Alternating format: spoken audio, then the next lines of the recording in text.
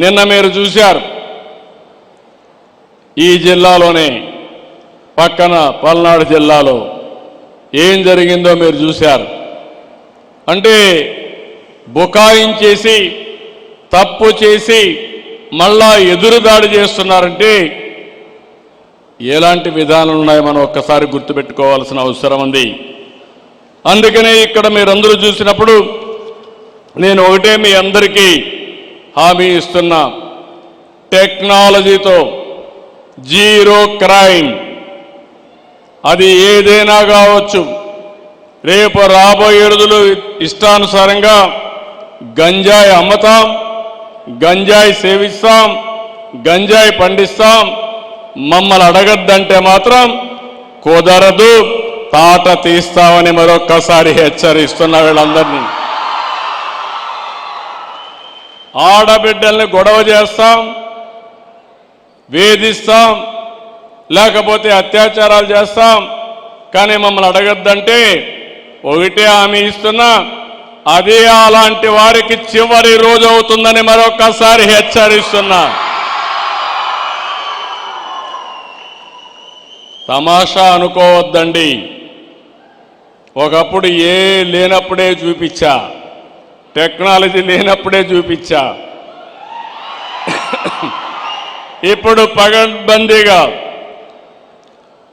Technical evidence అంతా పెట్టి ఎవడైనా తప్పు చేసి తిరిగి తప్పు చేసి ఆలోచన లేకుండా ఏం చేయాలో చేసి చూపిస్తుంది ఈ ప్రభుత్వాన్ని మరొక్కసారి మీ అందరికీ తెలియజేస్తున్నా. ఈరోజు మీ అందరికీ జ్ఞాపకం ఉంటుంది, Vivekananda Reddy murder case break through వచ్చింది. ఆ రోజు గూగుల్ టేక్అవుట్లో వచ్చింది. ఎప్పుడు జరిగింది, ఏ విధంగా జరిగింది, అన్ని విషయాలు బయట వచ్చే పరిస్థితి వచ్చింది. అందుకని ఈరోజు సమాజంలో మనం అందరం గుర్తుపెట్టుకోవాల్సింది, టెక్నాలజీ అనేది సమర్థవంతంగా ఉపయోగించుకుంటే మనకు బ్రహ్మాండమైన ఫలితాలు వస్తాయి. ఆ ఫలితాలు రావడానికి ఈరోజు పోలీసు వ్యవస్థను మీరు చూశారు. సమాజంలో అనేక సవాళ్లు ఉన్నాయి. మొన్నటి వరకు ముఖ్యమంత్రిగా పనిచేసిన వ్యక్తి తెనాలి, ఒక రౌడీ షీటర్, ఒక గంజాయి బ్యాచ్ పోలీసుల పైన దాడి చేసి ఆయనకు సంఘీభావంగా పోయి లా అండ్ ఆర్డర్ సమస్య సృష్టిస్తే చూస్తూ ఊరుకుండాలన్న తమ్ముళ్ళు అని మిమ్మల్ని అడుగుతున్నా. ఏమమ్మా చూస్తూ ఊరుకో ఉండాలని మిమ్మల్ని అడుగుతున్నా. మీకు రక్షణ అవసరం లేదా అని మిమ్మల్ని అడుగుతున్నా. రక్షణ కావాలంటే మీరు కూడా వాయిస్ రైజ్ చేయాలన్నా లేదా అని మిమ్మల్ని అడుగుతున్నాను. నేను అందుకే చెప్పా, బాబాయిని చంపి నేను ముఖ్యమంత్రిగా ఉంటే నా మీదే నేరం మోపి ఎన్ని నాటకాలు ఆడారో చూశారు మీరు. తెల్లవారి నిద్రలేస్తాని ఒక పేపర్, ఒక పనికి మాలిన పేపర్ ఉంది, అవినీతి పేపరు.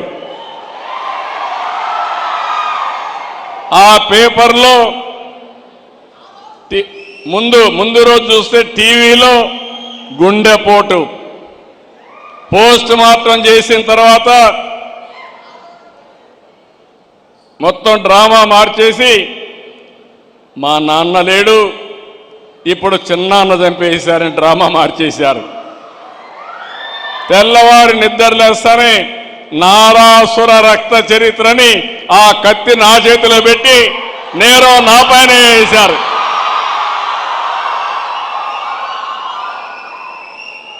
మా పోలీసులు అప్పట్లో ఏమారిపోయారు, సమాధానం చెప్పలేకపోయాం.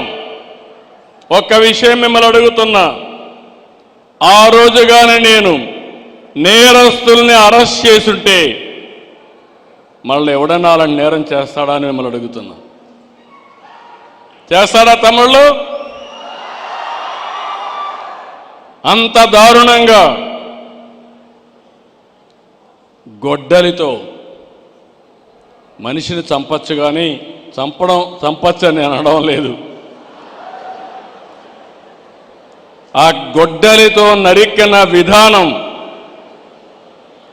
రూమంతా కూడా రక్తం పడిపోయి బాత్రూమ్ వరకు లాక్కెళ్ళి ఘోరాతి ఘోరంగా మర్డర్ చేసిన వ్యక్తి రాజకీయాలకు అర్హులా తమ్ముళ్ళో అని మిమ్మల్ని అడుగుతున్నా.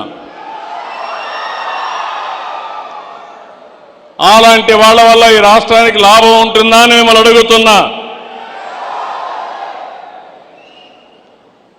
నిన్న మొన్న ఇంకా చాలా ఉన్నాయి, అన్ని చెప్తే నేను కోర్టులో కూడా ఉన్నాయి కాబట్టి నేను ఇప్పుడు ఒకటే నిర్ణయించుకున్నా. ఎవడైనా సరే పోలీసులకు కూడా విజ్ఞప్తి చేస్తున్నా. కొత్త తరం రాజకీయం వచ్చింది. ఒకప్పుడు రౌడీ అంటే రౌడీ పక్కన నిలబడుకోవాలంటే రాజకీయ నాయకులు సిగ్గుపడిపోయేవాళ్ళు. ఇప్పుడు రౌడీలే రాజకీయాల్లోకి వచ్చేసి రాజకీయ ముసుగులో నేరాలు ఘోరాలు చేస్తా ఉంటే పోలీసు వ్యవస్థ ముసుగు తీసి నేరస్తులుగా చూడకపోతే మీరు లా అండ్ ఆర్డర్ కంట్రోల్ చేయలేరని చెప్పి కూడా నేను మీకు తెలియజేస్తున్నా.